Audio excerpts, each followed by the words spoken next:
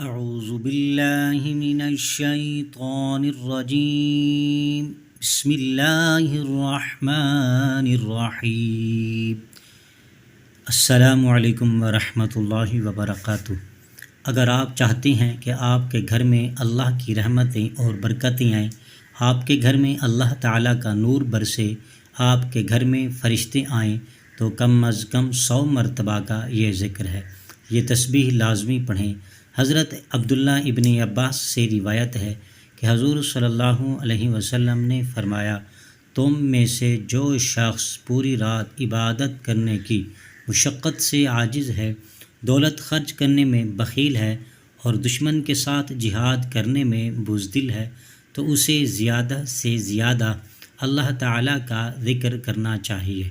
حضرت علی سے روایت ہے کہ حضور نبی کریم صلی اللہ علیہ وسلم نے فرمایا، کیا میں تمہیں تمہارے اعمال میں سے سب سے اچھا عمل نہ بتاؤں جو تمہارے اللہ کے ہاں بہتر اور پاکیزہ ہے، تمہارے درجات میں سب سے بلند ہے، تمہارے سونے اور چاند کی خیرات سے بھی زیادہ افضل ہے، اور تمہارے دشمن کا سامنا کرنے یعنی جہاد سے بھی بہتر ہو؟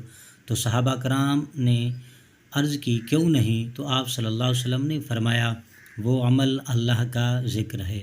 حضرت ابو سعید خدری سے بھی روایت ہے کہ حضور نبی کریم صلی اللہ علیہ وبارک وسلم نے فرمایا کہ اللہ کا ذکر کثرت سے کرو کہ لوگ تمہیں دیوانہ کہیں۔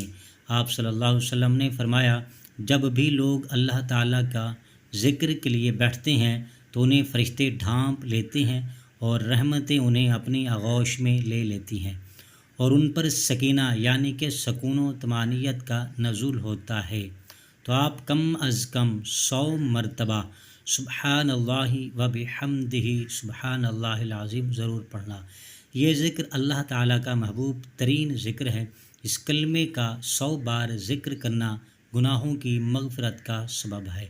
حضرت ابو ہریرہ سے بھی روایت ہے کہ رسول اللہ صلی اللہ علیہ وسلم نے فرمایا، 2 کلمے ایسے ہیں جو زبان پر بہت ہلکے ہیں لیکن میزان پر بہت بھاری ہے۔ ناظرین کرام، اگر آپ نے ابھی تک ہمارے گرم وظائف چینل کو سبسکرائب نہیں کیا تو گرم وظائف چینل کو سبسکرائب کر دیں، تو آپ بھی اس کلمے کی ایک تسبیح ضرور پڑھیں۔